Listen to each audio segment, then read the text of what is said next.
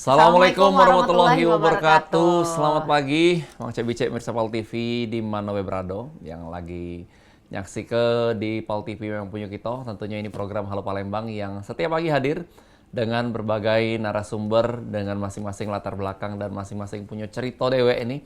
Tentunya yang sangat menarik untuk kita kulik dan kita bahas karena ini bakal mengupdate juga wawasan kita, informasi, bahkan ngenjuk ke inspirasi nih untuk Mang Cek Bicek mirsa Pal TV Galo-Galo.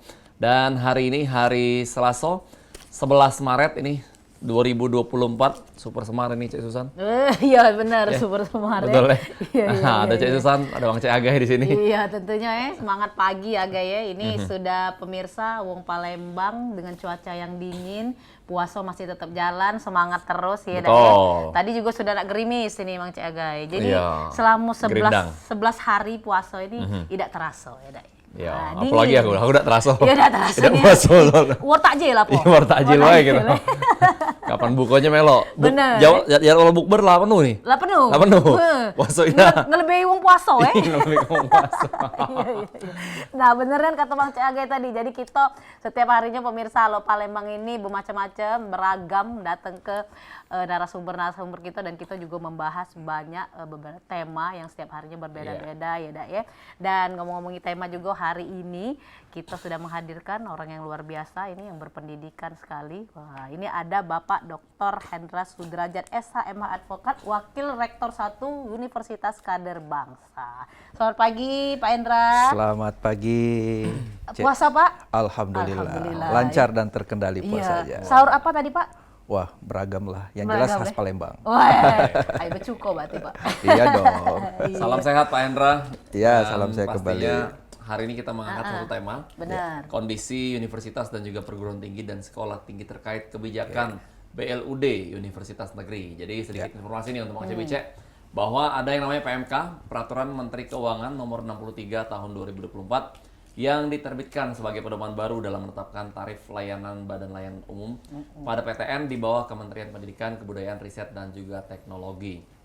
Jadi memang regulasi ini mengatur berbagai aspek tarif layanan termasuk jenis-jenis layanan disediakan oleh BLUPTN, mekanisme kontrak kerjasama hingga kriteria mahasiswa yang berhak mendapatkan tarif layanan sebesar Rp0. Nah ini bakal banyak kita bahas di 3 segmen ke depan Mang Cek Bicek bersama dengan Pak Hendra selaku Wakil Rektor 1 UKB Universitas Kader Bangsa. Nah mungkin dari kacamata Pak Wakil Rektor dulu nih. Iya. Apa nih Pak yang kira-kira gambaran sedikit mengenai yang diatur dalam PMK 63 2024 ini? Artinya ini merupakan suatu implementasi sih dari penyelenggaraan pendidikan di Indonesia. Karena kalau kita berbicara terkait dengan pendidikan, itu merupakan salah satu dari tujuan negara ya, mencerdaskan kehidupan bangsa. Sehingga PMK 63 tahun 2024 ini yang menentukan terkait dengan tarif layanan. Karena kenapa? Pendidikan itu bahagian dari esensi layanan kepada warga negara, khususnya dalam mencapai tujuan bernegara itu. Di mana dalam konteks PMK ini ada yang disebut dengan layanan akademik dan ada juga layanan penunjang akademik. Sehingga dua esensi layanan ini yang diatur regulasinya, tarifnya, sehingga pelayanan publik itu dapat terjangkau oleh semua segmentasi masyarakat. Sehingga pendidikan itu bukan menjadi suatu klaster-klaster, sehingga seluruh warga negara menikmati pendidikan seperti itu. Oke, baik itu swasta maupun negeri ya. Negeri. Nah kalau untuk dari dampaknya sendiri seperti apa itu Pak? Kalau dari universitas baik swasta maupun negeri? Sebenarnya untuk PMK ini hanya untuk perguruan tinggi negeri. Tetapi sebenarnya dari sisi dampak tidak ada yang berdampak secara serius maupun secara signifikan dengan adanya regulasi PMK 63 tahun 2024 ini. Karena universitas yang swasta, perguruan tinggi swasta itu bisa lebih juga melakukan transformasi dan inovasi sehingga tidak memiliki dampak yang serius terhadap adanya regulasi tersebut. Salah satu contoh misalnya transformasi yang bisa dilakukan oleh PTS adalah melakukan inovasi dan segmentasi kurikulum di mana segmentasi kurikulum ini tentu dapat menarik juga mahasiswa yang bisa mengimbangi penerimaan mahasiswa yang ada di PTN. Jadi saya bahasakan kalau PTN perguruan tinggi negeri, PTS perguruan tinggi swasta. Sehingga bagi saya, amatan saya sebagai seorang akademisi tentu tidak memiliki dampak yang begitu serius terhadap adanya PMK 63 tahun 2024 ini. Oke, nah kalau untuk tarif Pak, ini maksudnya seperti apa yang diberikan? Tarif memang memiliki suatu parameter-parameter tersendiri, baik tarif pada tarif layanan akademik, proses seleksi, kemudian UKT-nya, uang kuliah tunggal, itu masuk kepada layanan akademik. Tentu dalam konteks layanan non-akademik ada juga tarifnya, baik dari sisi penelitian, kemudian ketika kemudian PTN itu memiliki rumah sakit, ada juga tarif pada layanan rumah sakit. Karena memang biasanya kalau kita mendengar terkait dengan BLU itu kan rata-rata di layanan kesehatan. Tapi dengan adanya PMK ini merupakan suatu transformasi tersendiri terhadap layanan di pendidikan tinggi itu sendiri. Oke, berarti ada sesuatu perubahan ya Pak ya? Ya, benar. Mungkin masyarakat juga belum terlalu paham nih sebetulnya apa sih yang diubah dari PMK ini sendiri dengan adanya PMK ini, mengubah yang lama itu seperti apa? Yang sudah ada seperti apa? Sebenarnya paradigma yang lebih konkret itu mendekatkan layanan pendidikan itu kepada masyarakat. Karena selama ini stigma masyarakat itu bahwa pendidikan itu mahal. Padahal pendidikan itu sebenarnya terjangkau. Sehingga dengan adanya paradigma baru ini bahwa akses dari layanan pendidikan, karena ada suatu filosofi dalam PMK 63 tahun 2024 ini adalah keadilan. Ada suatu keadilan di mana kalau kita berbicara persoalan keadilan adalah kita berbicara terkait dengan pemerataan. Sehingga dalam konteks dan implementasi dari penerapan khususnya di PTN itu adanya pemerataan untuk akses layanan pendidikan kepada setiap warga negara. Tentu bukan hanya saja dalam konteks yang saya katakan tarif, bukan aja pada seleksi, tetapi bukan juga pada aspek layanan akademik maupun layanan penunjang akademik, tetapi juga lebih kepada mutu. Karena BLU ini juga menekankan kepada mutu dan kualitas. Sehingga alumni dari PTN atau alumni dari pendidikan tinggi ini dapat diakses oleh pasar kerja. Karena jangan sampai output dari pendidikan itu melahirkan pengangguran, sehingga potensi serapan kurikulum itu bisa lebih masif untuk diterima di pasar kerja seperti itu. Berarti Pak sebelumnya PTN itu ditetapkan Pak ya untuk biayanya oleh pemerintah sendiri? Iya. Sehingga sekarang diberi kebebasan seperti itu ya Pak? Karena esensi dari layanan umum itu diberikan fleksibilitas. Di mana fleksibilitas itu lebih pada konteks melakukan inovasi, termasuk inovasi dalam hal penentuan tarif ini.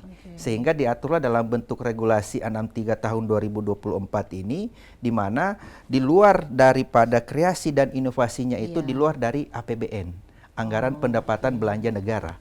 Kan kalau perguruan tinggi negeri itu biasanya bertumpu kepada anggarannya di PTN. Sehingga dengan adanya PMK nomor 63 tahun 2024 ini diberikan fleksibilitas itu dalam hal mengelola institusi pendidikan tinggi, khususnya dalam hal pendapatan dari sisi keuangan. Makanya PMK ini disebut Peraturan Menteri Keuangan. Kalau Peraturan Menteri Keuangan tentunya mengatur terkait dengan tarif dan anggaran yang berdampak terhadap kos operasional terhadap penyelenggaraan pendidikan tinggi itu sendiri. Jadi memang PTN itu bisa hampir mendekati seperti PTS juga ya Pak ya? Jadi bisa menerima banyak juga.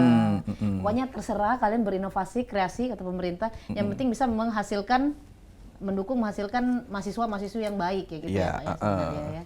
Itu kalau penjelasannya nih. Tapi kalau tanggapan Bapak sendiri secara sebagai Wakil Rektor 1 ataupun sebagai akademisi juga terkait dikeluarkannya PMK 63 2024 ini, apakah memang mendukung atau seperti apa?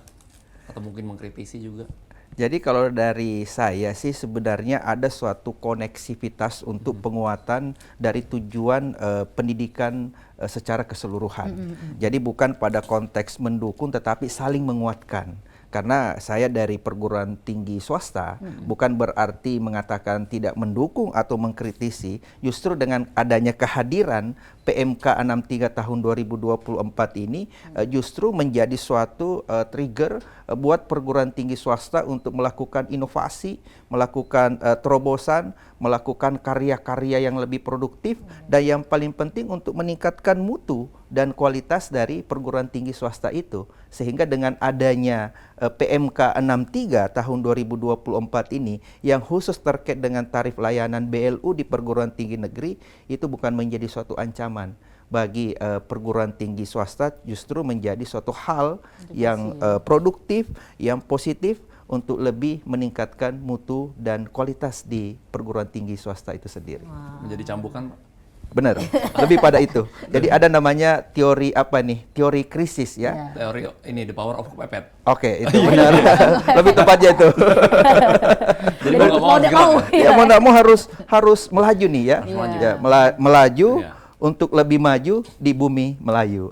Kan gitu kan. Cakep. Ya, harus dong.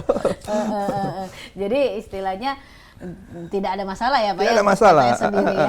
Nah kalau kita melenceng sedikit, kalau dari Bapak nih selaku wakil rektor 1, kita tahu Universitas Kader Bangsa ini sendiri adalah perguruan tinggi swasta. Nah apa sih Pak yang membedakan dari PTN sendiri untuk layanannya, khususnya di Kader Bangsa lah? Justru kalau di institusi perguruan tinggi swasta, khususnya di Universitas Kader Bangsa, justru tidak ada yang membedakan. Justru kalau di universitas swasta itu, perguruan tinggi swasta, justru kita lebih lebih fleksibel ya, lebih melaju, lebih percepatan dan lebih akseleratif. Kenapa saya katakan lebih akseleratif? Kita tidak di perguruan tinggi swasta itu tidak terlalu birokrasi, di mana kampus merdeka atau merdeka belajar itu lebih terimplementasi sesungguhnya di perguruan tinggi swasta, karena berbagai macam inovasi dan kreasi kita tidak terjebak pada mekanisme birokrasi yang begitu sangat panjang, sehingga ketika ada problem misalnya kita bisa dengan cepat, kita bisa dengan sigap, dan kita bisa dengan tuntas menyelesaikan problematika baik itu problem yang bersifat akademik dan non akademik, seperti itu. Cek Susan. Oke, luar biasa. Nah, nanti kita bakal bahas lagi bersama dengan Pak Hendra masih soal Badan Layanan Umum ini, satu peraturan dari Menteri Keuangan nomor 63 tahun 2024, dan juga kita mungkin akan tanya-tanya mengenai kondisi daripada perguruan tinggi yang ada di Kota Palembang, khususnya di tempat beliau mengajar tentunya. Dan Mang Cebice jangan kemana-mana, tetap bersama kami di Halo Palembang.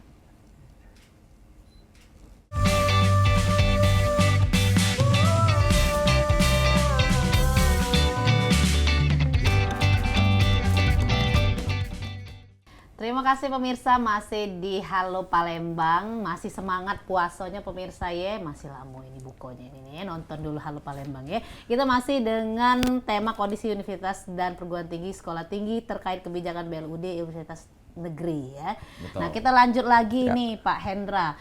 Di sini Cek Susan baca kalau ada kriteria mahasiswa atau mahasiswi yang mendapatkan tarif Rp0. Nah seperti apa Pak itu Pak? Sebenarnya kriteria untuk tarif itu adalah tarif layanan, ada tarif layanan untuk masuk, untuk menerima layanan akademik.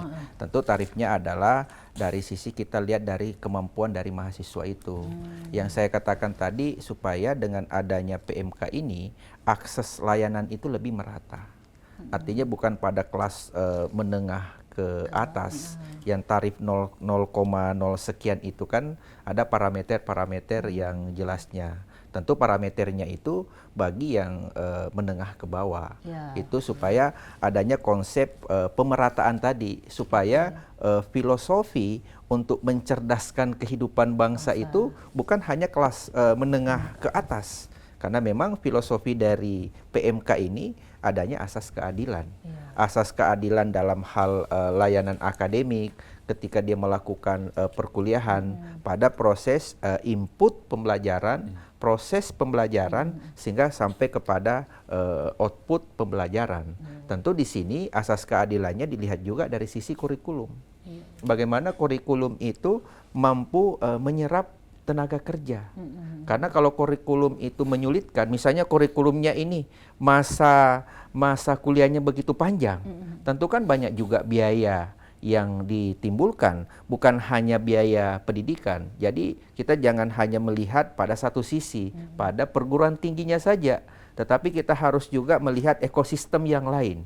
Bahwa mahasiswa meskipun adanya PMK 63 tahun 2024 ini, mahasiswa kan ada yang kos-kosan, bagaimana biaya sehari-harinya. Itu semua akumulasi biaya yang non akademik yang tidak diatur di sini yang perlu juga dipertimbangkan. Sehingga kurikulum itu tidak boleh terlalu panjang menempuh masa studi bagi mahasiswa.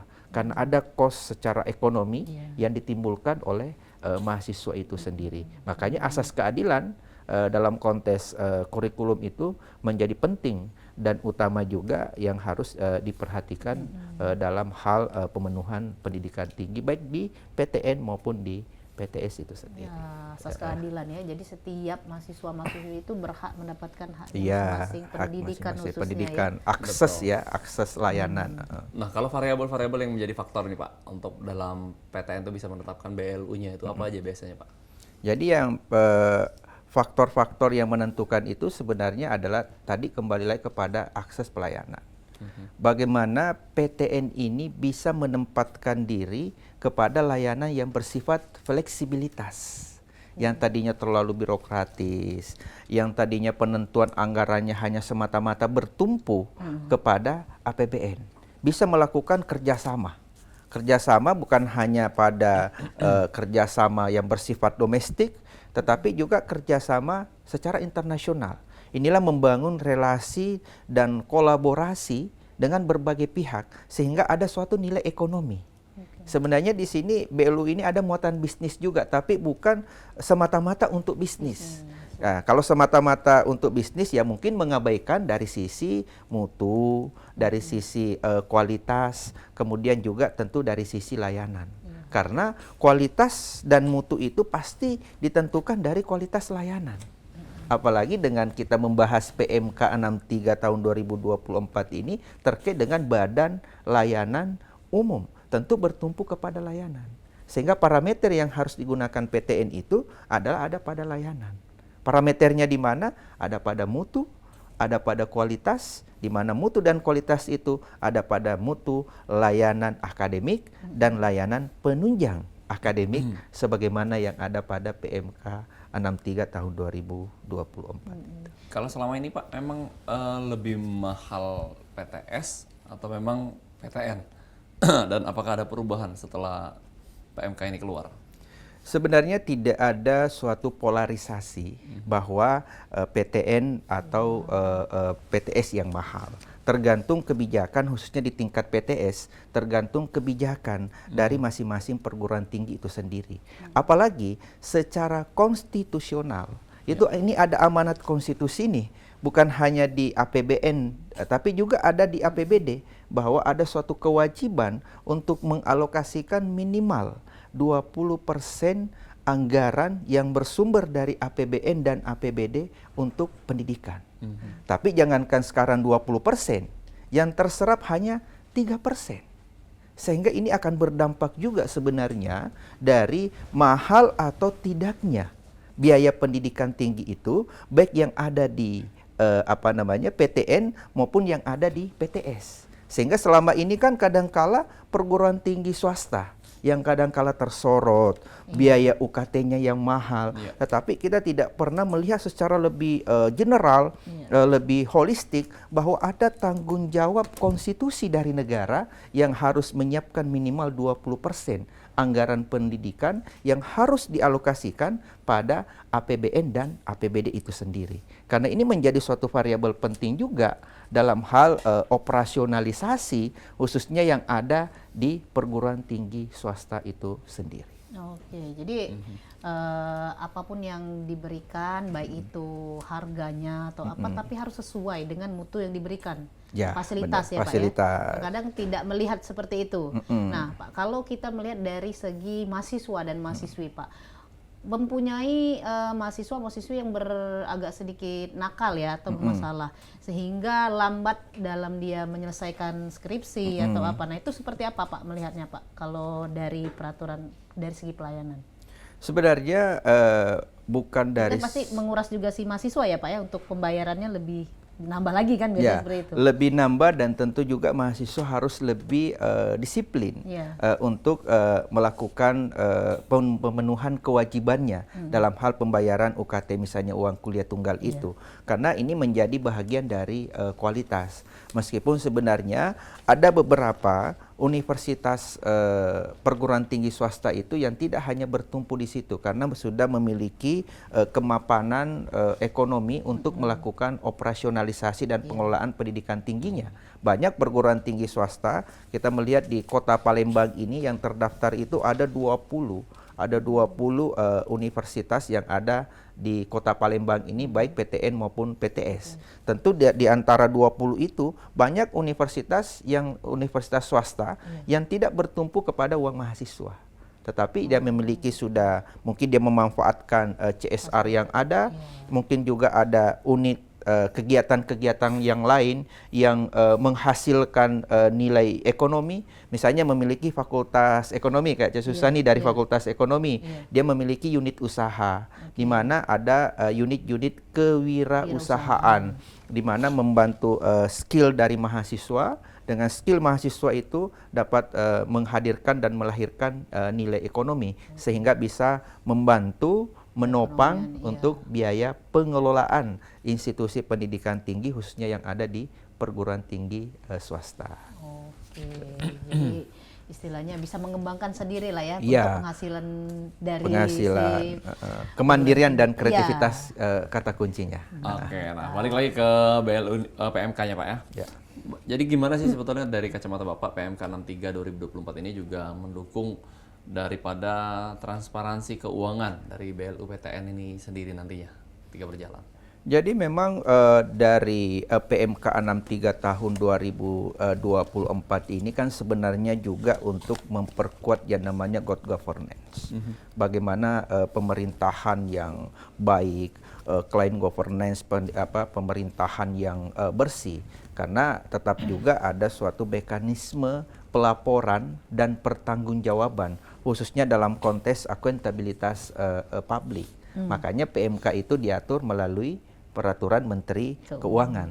Tentu ada suatu mekanisme pelaporan, ada suatu skema pelaporan yang tidak hanya dilaporkan secara internal, tapi harus dilaporkan kepada publik. Namanya akuntabilitas publik. Belum lagi narasi badan layanan umum, di mana badan layanan umum ini narasi umum sama dengan narasi publik. Inilah yang harus sebenarnya dipertanggungjawabkan. Ketika itu kemudian tidak dipertanggungjawabkan, maka akan meragukan akuntabilitas publik itu. Jangan sampai dengan adanya BLU ini akan menimbulkan kerentanan, akan menimbulkan kerawanan terhadap potensi terjadinya penyalahgunaan kewenangan yang ada. Dan tentu itu tidak kita harapkan, karena kenapa? Ini adalah institusi pendidikan, apalagi institusi pendidikan tinggi yang harus menjadi pioner, kemudian barometer untuk pemerintahan yang baik dan pemerintahan yang bersih dengan mempelopori adanya akuntabilitas publik itu tadi. Seperti itu. Jadi memang banyak komponen-komponen yang harus diperhatikan ya di universitas ini, bukan hanya masuk, kerja, ngajar, menghasilkan pendidikan, lulus sudah. Ekosistem yang besar ya untuk. Nah, untuk dari perguruan tingginya sendiri Pak, perguruan tinggi masing-masing, kalau bagi perguruan tinggi yang melanggar seperti itu dari PMK ini sendiri atau ada yang nakal lah seperti itu, apa Pak yang sudah pernah terjadi di perusahaan di perguruan tinggi Pak? Ya, tentu ada pelanggaran mekanisme sanksi. Tentu selama ini banyak perguruan tinggi yang mendapatkan sanksi dalam bentuk sanksi administratif. Kenapa lebih banyak kepada sanksi yang bersifat administratif? karena biasanya pelanggaran itu terjadi terhadap adanya tata kelola. Misalnya kemudian hari dalam PMK ini dalam hal pengelolaan BLU-nya terjadi misalnya ada hal yang tidak sesuai dengan regulasi yang ada, tentu adalah sanksi yang bersifat administratif. Tetapi ketika kemudian masuk kepada ranah pidana, kan beda lagi pembahasan pada ranah itu. Tentu ada delik yang akan menjerat bila mana ada mengandung dimensi pidananya. Tapi dalam konteks pendidikan, institusi pendidikan tinggi lebih banyak kepada sanksi yang bersifat administratif karena terkait dengan tata kelola. Layanan akademik dan layanan non akademik itu bahagian dari tata kelola sesungguhnya, sehingga lebih kepada bersifat jenis sanksinya bersifat administrasi. Berarti Pak dari perguruan PTN maupun PTS itu setiap bulan atau setiap tahunnya itu ada yang namanya audit internal eksternal juga ya Pak ya? Ya, pasti ada audit itu, karena yang saya katakan tadi bahwa institusi pendidikan tinggi harus menjadi pionir, harus menjadi penggerak, pendorong adanya akuntabilitas publik. Tentu terciptanya akuntabilitas publik itu harus dimulai dari internal. Dan masing-masing perguruan tinggi, baik PTN maupun PTS itu memiliki mekanisme audit internalnya masing-masing. Dan itu mutlak dan harus ada di setiap perguruan tinggi demi untuk menciptakan transparansi dan akuntabilitas publik itu tadi. Setuju sih, harus jadi contoh ya Pak Ya. ya. Karena kan akan menghasilkan para penerus-penerus bangsa. Ya, pasti. Pastinya anak-anak Keteladanan. Keteladanan. Kalau sumbernya aja jorok, pasti kotor, keluarnya juga pasti kan. Pasti. Nah, Pak, kalau tadi sedikit di-spill mengenai sanksi-sanksi. Emang sudah ada jenis pelanggaran apa aja? Karena ini kan cuma penetapan tarif, harusnya cukup mudah ya untuk diikuti oleh PTN-PTN ya. Kalau yang sudah terjadi sekarang emang ada dari kacamata Sudah Bapak? pernah terjadi seperti apa Pak? Baik PTN maupun PTS. Sejauh ini amatan saya belum ada saya melihat dalam hal penyalahgunaan terhadap penentuan tarif itu. Karena mungkin memang sudah ada suatu mekanisme yang mengatur atau ada musyawarah ya yang menentukan terkait dengan tarif. Cuman potensi itu tetap saja muncul ke depan. Di sisi mana kira-kira? Ya, dari sisi satu dalam hal pemberlakuan tarifnya. Jadi kalau penentuan ya mungkin sudah ada takarannya, sudah ada penentuannya, tapi dari segi pemberlakuan tarifnya. Misalnya contoh ya, misalnya penentuan dalam hal pemberlakuan tarif, ada penambahan tarif tiba-tiba. Padahal itu tidak masuk pada penentuan tarif sebagaimana yang telah disepakati secara bersama. Itu satu. Terus yang kedua, dari segi pelaporan. Pelaporan dalam hal pungutan tarif. Jangan sampai tidak dilaporkan sesuai dengan yang ada. Itulah tadi yang saya maksudkan dengan transparansinya. Maka ini perlu regulasinya ini saya sebenarnya melihat dari PMK 63 tahun 2024 ini masih perlu ada aturan di bawahnya lagi atau perlu direvisi supaya lebih konkret khususnya dalam aspek pelaporan yang bersifat lebih transparansi khususnya dalam hal pengumpulan dan pelaporan tarif dari layanan akademik maupun layanan penunjang akademik. Apalagi kalau layanan penunjang akademik itu banyak. Betul. Bisa ada rumah sakit di situ, penelitian, pengabdian kepada masyarakat, bantuan hukum dan lain sebagainya. Banyak celah di situ. Kalau layanan akademik sudah jelas. Ada output, ada proses, ya, ada input, ada proses dan ada output pembelajaran misalnya. Ada kurikulum di situ. Tapi kalau layanan akademik, penunjang layanan akademik di situ banyak parameternya. Sehingga itu yang harus betul-betul dikawal dengan baik, tentu dengan regulasi yang ketat dan yang paling penting adalah implementasi regulasinya. Betul. Eksekusi itu paling utama ya Pak ya. Eksekusi. Berjalan atau tidak di lapangan ya? Itu dia. Karena memang menjadi sorotan dunia pendidikan terkhusus perguruan tinggi. Kita tahu kalau di SMP SMA marak yang namanya jual beli kursi dan lain-lain. Benar ya, pungli-pungli sangat sayangkan sekali. Semoga tahun ini sudah ada lagi ya. Dan Bang CBC masih ada segmen ketiga, satu segmen lagi, satu ya. Alangkah satu. Alangkah satunya. Siklo segmen lagi bersama dengan Pak Hendra, Wakil Rektor 1 Universitas Katolik Bangsa. Jangan kemana-mana.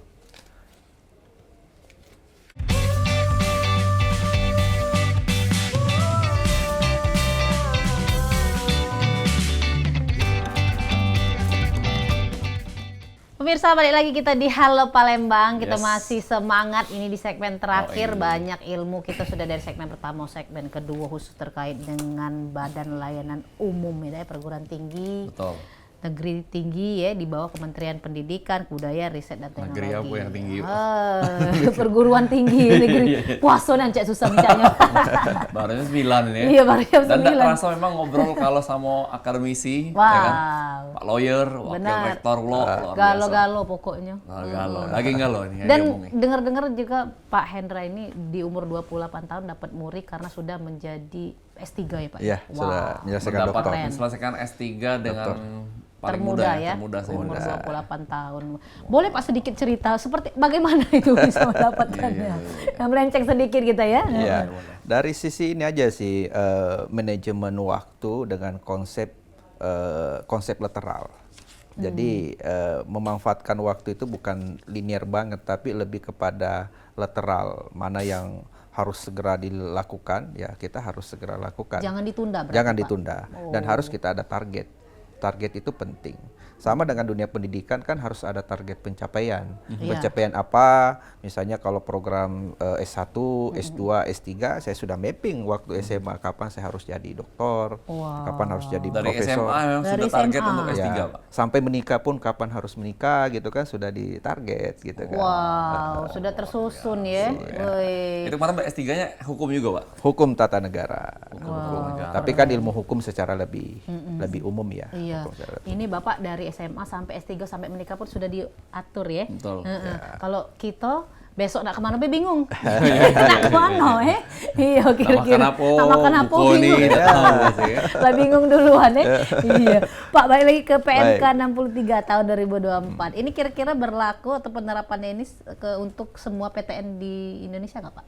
Ya, ada beberapa PTN sebenarnya yang sudah diberikan. Tidak semuanya PTN yang ada di Indonesia diberlakukan dengan BLU-nya. Tapi ada kisaran tambahan kemarin 20 PTN. Kalau saya tidak salah Unsri juga masuk kepada BLU itu ya. Jadi rata-rata memang adalah universitas negeri. Karena memang tujuannya tadi itu bagaimana akses layanan bisa terbackup yang ada di setiap PTN yang ada. Maksudnya PTN-PTN bisa selain tadi yang miskin ya, yang yang menengah ke bawah, menengah ke bawah. juga bagi berprestasi, bagi mahasiswa yang berprestasi, mahasiswa teladan atau mahasiswa yang berada pada wilayah-wilayah terluar atau wilayah yang terpencil itu mendapatkan akses dalam hal BLU ini yang di-cover di PMK 63 tahun 2024. Oke, berarti tidak seluruh ya Pak Tidak ya? seluruhnya, Ada beberapa tidak seluruhnya. memang mungkin PTN-PTN besar ya di Ya, situ yang memang harus diperhatikan. Mungkin nanti ke depannya bisa seluruh ya Pak ya, karena ini mungkin percobaan dulu tidak? Intinya PTN yang siap, khususnya sumber daya manusia. Karena kan terkait dengan pengelolaan. Jadi bukan hanya aspek ketersediaan SDM-nya, tapi bagaimana sistem terkait dengan pengelolaannya ini yang harus juga siap. Apalagi kan terkait dengan layanan tarif, layanan akademik, kemudian layanan penunjang akademik. Jadi harus infrastruktur dan suprastrukturnya harus siap. Juga. Ada kriterianya ya, berarti Pak harus yang diberikan memenuhi PMK itu. ya PMK termasuk kesiapan dari sumber daya manusia. Iya, Karena layanan itu kan bertumpu kepada manusia. Apalagi kalau PTN perguruan tinggi itu apa yang melayani manusia, yang dilayani juga adalah manusia. Betul. Jadi harus memang skillnya itu harus siap di situ. Selain dari sistem yang saya katakan Benar, tadi. percuma dikasih peraturan seperti itu tapi SDM-nya tidak bisa terima. Tidak siap gitu kan. Blunder ya jadi Harus ya. siap. Siapa Pak yang paling diuntungkan dengan adanya pemberlakuan PMK 63 ini? Sebenarnya tidak ada yang diuntungkan, lebih kepada keberpihakan ya, keberpihakan terhadap elemen masyarakat yang tidak terakses secara penuh dan secara utuh terhadap layanan pendidikan. Terkait dengan kondisi finansial mungkin? Ya satu terkait dengan kondisi finansial karena kriterianya tadi adalah mahasiswa yang kondisi ekonominya menengah ke bawah. Terus juga ada aspek apresiasi kepada mahasiswa yang saya katakan tadi, mahasiswa yang berprestasi secara nasional. Itu ada juga Pak ada bahkan dalam skala internasional, bahkan mahasiswa teladan. Dan yang paling penting filosofi keadilannya tadi itu memberikan akses kepada seluruh masyarakat, kepada seluruh mahasiswa, khususnya mahasiswa yang berasal dari daerah dan wilayah terpencil yang tidak bisa terakses. Jadi memang filosofi pemerataan yang sebagaimana saya katakan di awal pembicaraannya tadi, bahwa pemerataannya itu penting. Pemerataan bukan hanya dari konsep personal mahasiswanya, tapi pemerataan dalam konsep kewilayahan. Karena daerah-daerah yang terpencil, daerah-daerah yang terluar itu harus tetap